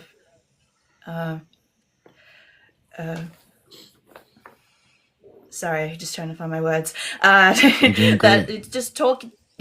Thank you. Just talking about knowing that we are eventually going to die, and the fear of the unknown, but also, and then not touching it on in a religious way, I thought was amazing. Yeah. That it had there was no religion component to it, because in every country, in every world, in every religion, they do talk about death, and it's all very different. But how you brought it together in such a way that it didn't just touch on one was brilliant, and it was just beautifully written. And thank you so much. Thank you. I really appreciate you mentioning the religious component. Actually, that was a very deliberate choice that DJ and I made as we got about a third of the way into this story. And we took several editing passes to ensure that there were no references to any one particular ideology throughout the entire book. And that was easy to do when it came to like overarching themes, to make them just sort of human and philosophical and not tied or rooted into any one religious tradition. Interestingly enough, more challenging when it came to just the way that people talk. So like DJ and I would send drafts back and forth, and I'm like, DJ, how many times in this chapter did you say hell? There is no hell in our universe. We are not using hell in this book. Like little things like that we don't think about because they've just become a part of our language. And it was really fun. There's a French author who wrote a novel without using the letter E.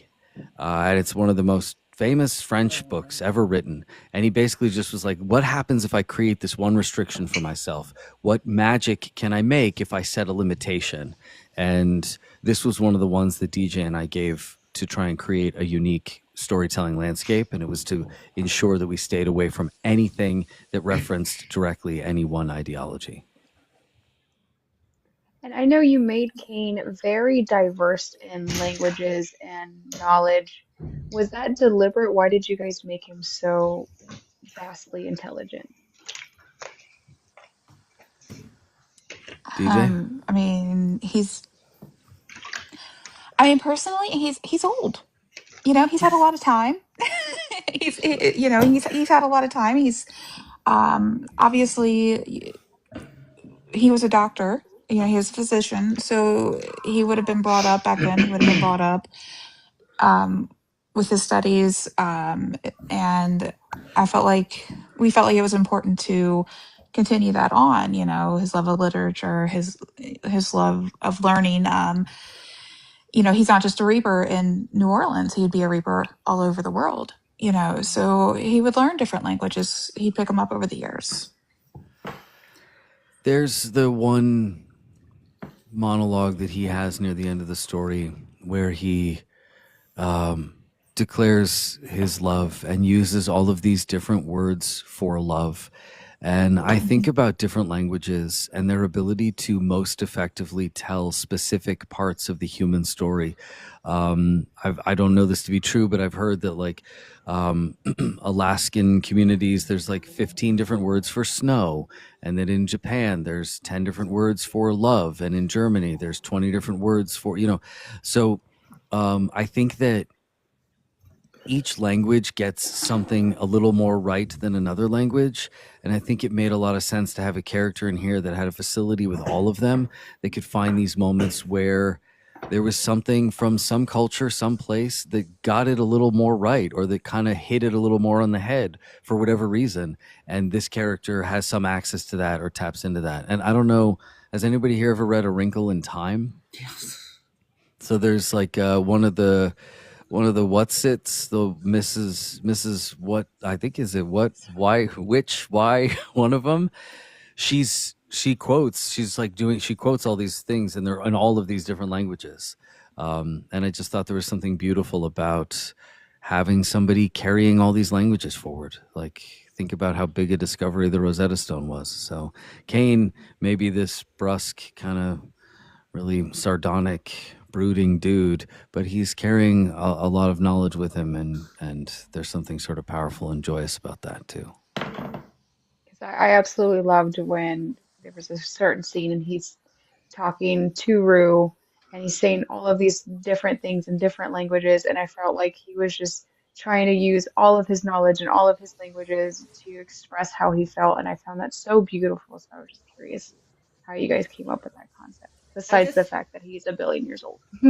I just love the fact that it didn't matter how many languages he knew, what all of his words were. He couldn't find the one true word that he needed to say to express what he was feeling.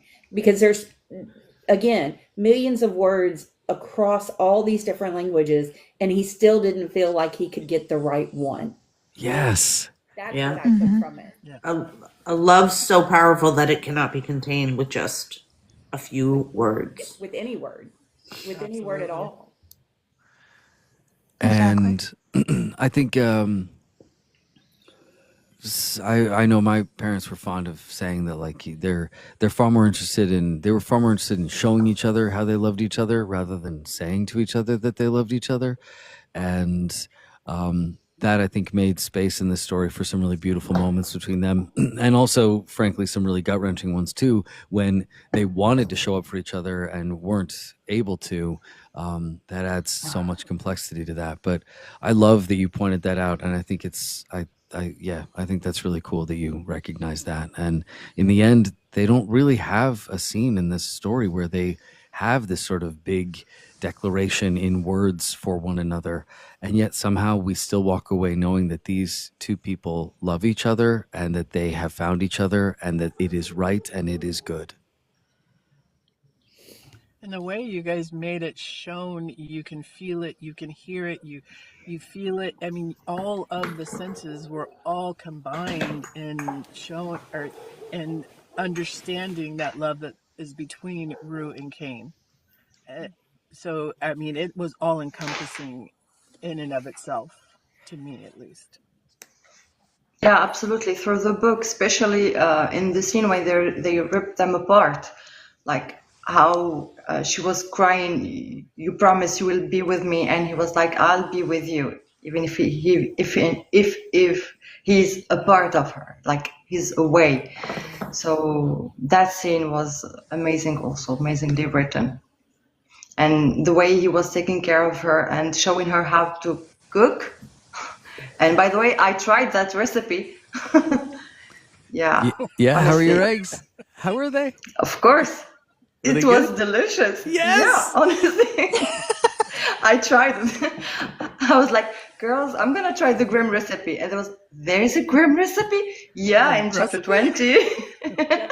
It's Kane recipe. So yeah, I tried it. It was good.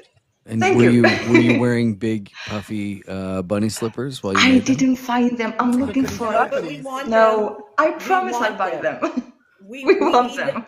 we need the merch. We've talked about it. We've looked Yeah. for them. We've been on Amazon and we've been on Google. We've been everywhere. We need these Need the slippers. hippity hoppities. The hippity hoppity flippity Hippity floppity. hoppity floppity. Yeah. I have one last question. I have one last question because I am sitting by the side of the road before cops come and get me. No, officer, it's fine. I'm in a TikTok live. Officer, please. Right. I'm in a hold on. Joe Arden is here. Read my sir, shirt. Joe please. Arden is on 10 the phone, okay? 10 minutes, okay? Hold my socks. 10 more minutes. It is the responsible choice to pull over. Exactly.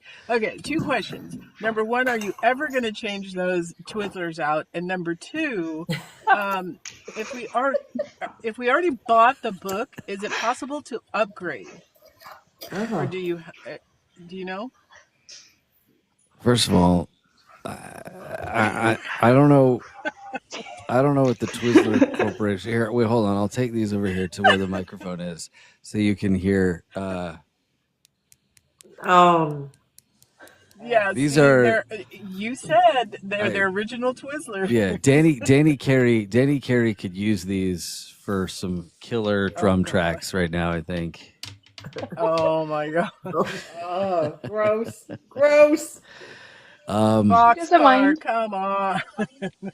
They sound like drumsticks. Listen, I have more questions for the manufacturers of Twizzlers than I do for me. Right? Like, why haven't these attracted any bugs? Why haven't they eroded in any way, shape, or form? They're basically mummifying in real time, and I mean, listen, Nana's not going to eat them, so I don't see why I needed to change them out. Yeah. Someone said they're now weapons. Someone has commented they're now weapons. Yeah. But like, I would like to upgrade my book to the box before New Orleans, and I don't know if I can do that. I don't know if you can do that either. Ask me separately, and we'll figure out what we can do. How's that? You got it. Okay. Sure. I'll give back my shirt if you'd like. What? No, I do not. I do not want your shirt. I would like you to keep the shirt that says Joe Arden on it. It would be much weirder if I was wearing it. You shouldn't have the stuff in your shop if you don't want me to buy it. I do. I just don't think I should be wearing it. That would be weirder. That would be weirder. Maybe I'd finally get recognized at my local coffee shop. There you go. Speaking of NOLA, and the Grim orders and everything, this will be my first time leaving Australia and going to a book event as well. So I'm flying on Halloween, leaving Halloween, arriving in Halloween to go to NOLA to see your live show, Joe, as well as the Blue Nose event to meet all of the amazing authors, including DJ and yourself. And I have my lovely friends, Jess and Anna from Australia, who I'm going to be getting their books for. So it's going to be an amazing experience where I'm celebrating my 30th birthday, and I thought that this would be the best opportunity to do something for myself rather than, because I don't know if you guys are ever going to do events like this again.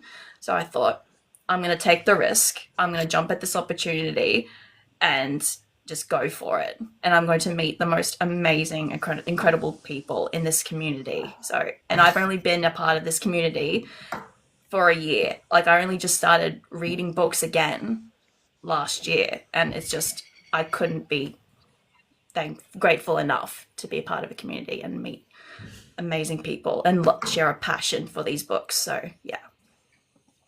That's incredible. I cannot wait to meet you. Happy birthday to you and all of us, myself and DJ and Andy Eloise, who will be there, and Ruby Darling, who will be there, and so many other incredible artists.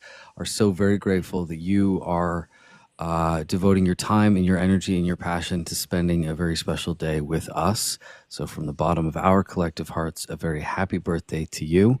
And I cannot wait to celebrate in person. May, I'll tell you, do not give Andy Eloise your phone to take pictures. Don't do it. Give your phone to anybody else. Do not let Andy take the pictures for you. Andy's terrible at taking pictures. She loves to get I love you, Andy. Face. She loves no, Andy, don't even what me. She likes to get all up in your face. And she will get a nostril pic of you. It is phenomenal. It is Well, she septum will hype you up on so that nostril. I'll be fine. My septum will cover it. I'll be good. Okay. Okay. But no, let me say real quick, May, I am so excited that you're coming. And there are several people that I have actually told, I'm like, May is coming to see us. Like, I have actually called you out on it because I love your videos. Yeah. I watch your videos all the time. Oh, no. And I get so excited when I see you because you're just you're gorgeous and you have this energy about you. And I just get so excited that you love our book so much. So when I found out that you were coming from Australia, I cried. I was like, she has that. It's like she's so excited to come and see all these amazing authors and to see Joe and to meet me. And it was so amazing when I found out that you were coming. So yeah, I just wanted to let you know that you may be excited, but I'm excited too. Like I can't wait to meet you. Love that. Oh my gosh, I'm thank excited. you. I'm not even going. Yeah. Yeah. But I wouldn't, this has just been an amazing year of where I've accidentally becoming an ALC member for Blue Nose. And it wouldn't have, without Blue Nose, I wouldn't have discovered all these amazing authors like yourself, Ruby Darling, Shell Rose, Darby Breyer, and, Evelyn Montgomery, all these wonderful people, and, talking to all the narrators as well, and promoting such fantastic books, and being a part of your team as well, DJ, is like, Yes. Again, wow. So it's just amazing. So yeah, I'm very, very excited. And I'm going to be taking lots of photos and spamming these girls. So. I know. We're missing out, so we want pictures. I'm still half tempted to drive down there. It's not but a 6-hour drive. Please, yes. It's not but a 6-hour drive from Nashville down there. I can hop on 65 and be there in 6 hours. Cries in West. Well, it's going to take me 22 hours to get there, so it'll be an easy trip for you.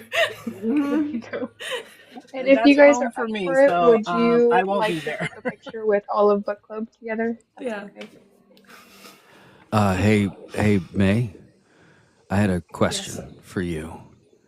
Yes. So considering the amount of distance and time that you're traveling to get there and the fact that it's your birthday, I get a +1 at the Saturday after party, and I checked with the team. I don't believe you have a ticket for the after party. I missed out. I wondered if maybe you'd want to go. I know the guy that's running it. I could get one extra ticket.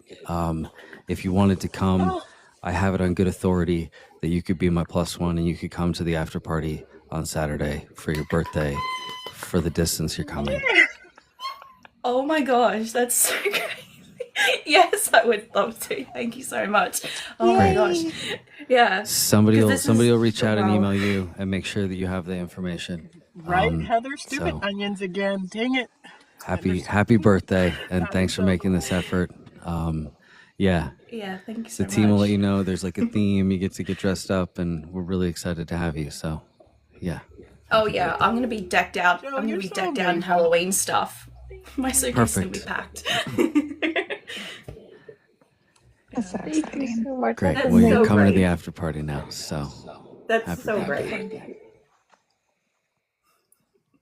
And then would you guys be open to taking a photo of us? DJ, I'll make sure to get your good side. She said that when she was Yes, here last Andy time. Eloise is actually going to be running the photo booth for the whole weekend. So Oh my she'll be God. there to take all the pictures. Andy knows. I Andy love her knows I comment. love her. Andy knows I love her. Andy knows I had Andy, to we give love her you. crap.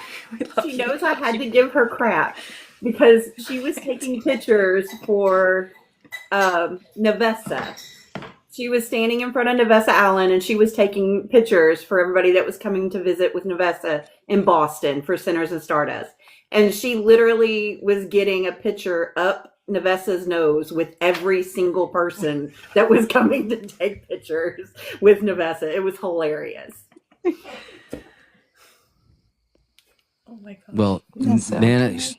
is this Nana's good side? Are we taking a picture now too? Because I think Nana's Well, you looking have to really cross sparkly. You got to cross Oh. the Twizzlers. What are you Twizzlers doing? path. Let's go, boxcar. The Put them back drumsticks. where they were. There All they right. go. Are we ready? There we One, go. We are. 2, and 3. Smile. All right. And then we got to switch for Miss DJ. There we go. Ready? DJ, you got to smile. We got to get the full smile. Gotcha. I'm smiling. Ready? 1, 2, and 3. Sorry, guys. I think I blinked. Now we got to retake it. Oh my God. Happens every time. But I wanted to thank both of you for taking time out of your busy schedules to chat with us, not one time, but twice. And we thank you for the opportunities to not only read Grimm, but experience it in audio. We are so grateful to have that experience and be able to tell you guys how much your work and everybody's sweat and tears that came out of this, how it means to us, and how grateful we are for the experiences. Thank you so much for joining us. And we appreciate you guys more than we can express. Thank you for having Thank us. you. It's been amazing. You asked why Kane has a facility with languages, and my team was doing some research while we were having that conversation and found out that there are over 7,000 languages that exist in our world today. And we sit here as a global community, just members of your own book club, covering parts of America and Australia and parts of Northern Africa. And to have a world celebrate story speaks to the fact that the lines on this map that you see, those are man-made, and that what we share as people are more fundamental than any space on a map, than any place in one part of that world. We are human, and it is celebration of stories that cross over all of those divides and connect us through that thing that matters the most: our feelings, our emotions, our sense of safety, love, grief, loss, wonder, joy, kindness. So thank you for giving us a space to share it. I admire you all very much, and I'm very grateful to be here with you. Thank you so much. We Beautifully cannot said. express Thank how you. beautiful it Thank was. Thank you. Yeah, thank you. I know, here comes tears again. Stop it. I know. I'm gonna double Yeah, my therapy Dark bill. onion. Good I job, cried Joe. in You made them all cry. Oh God. Can't take you anywhere. That's okay. We'll just turn on an audio book and he can make us cry in a different way. It'll be fine.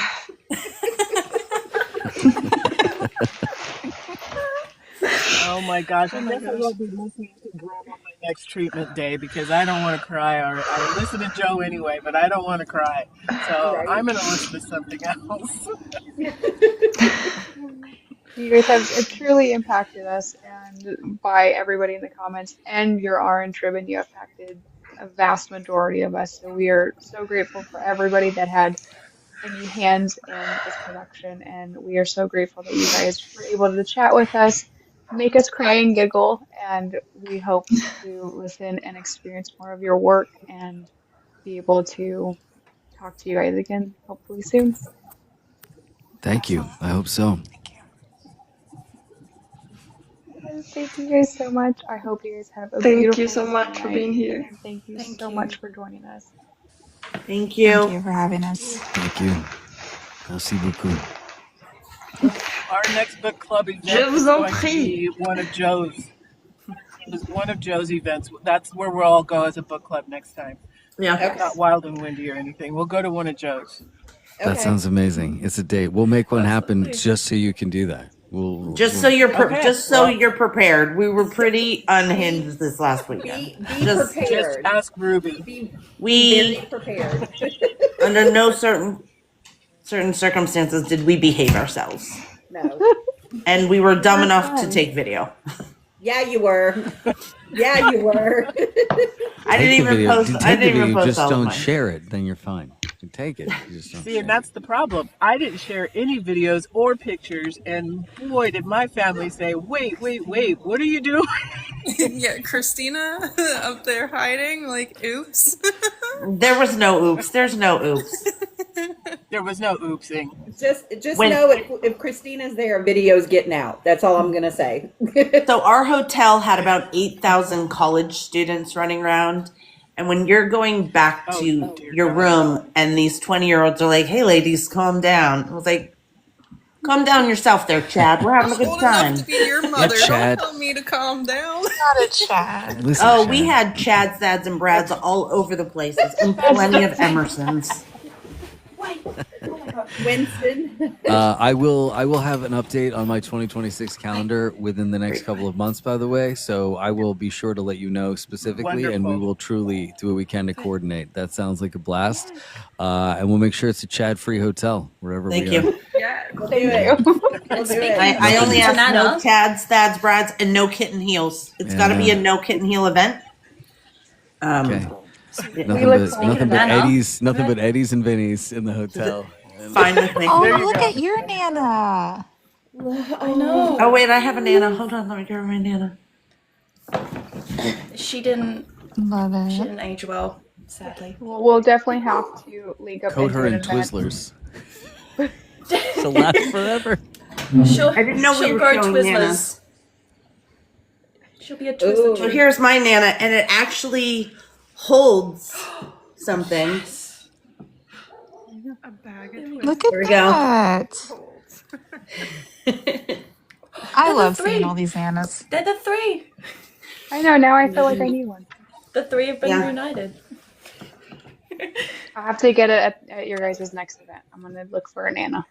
Yeah, There you go. that'll be our Christmas gifts to each other. We'll do a Nana exchange instead of With t-shirt Twizzlers. and pencils. No, but we Just add look the forward Twizzlers to with them. any event that you are gonna put on. So I hope to be able to attend one in the next coming up year. So we wish you guys the absolute best, and we cannot wait to hopefully meet you guys soon. And for the next book.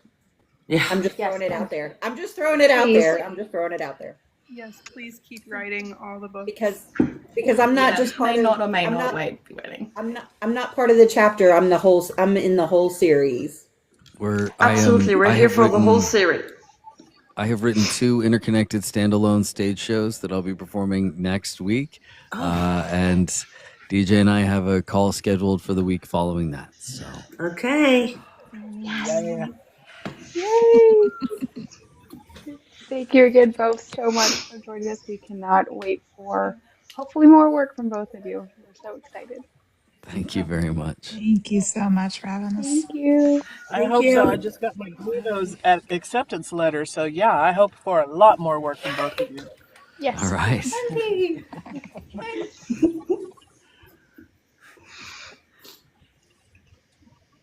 Okay, I have to back in now. I'm gonna hang up. We're now pretty invested in making sure that she gets home safely, I feel like. That's okay. We all have our. we Until are all Wendy's and still, Jamie's, none of us are going to be able to rest. So. And I we're have all still flippity tracking each floppities other too. So Okay. Well, somebody keep me posted. We'll definitely track Wendy the whole way home, just in case somebody gets lost or doesn't come back to the hotel room for an hour because they're talking. yeah. We have to talk about that location detector thing. Oops. Can I get the trash can? Oh God, you guys are gonna Go, Wendy. Okay, bye. All right, you're not supposed to Joe and drive, so I better dip out before there's any dental No Oh Joe touch. and gosh, Drive. there she I love goes. it. No Joe and Drive. Don't Joe Thank and you drive. again for coming. Thank Thank you. you so much. Thank you. Thank you, Thank you Joe. so Thank much. you, DJ. Thank Thank you, you. DJ.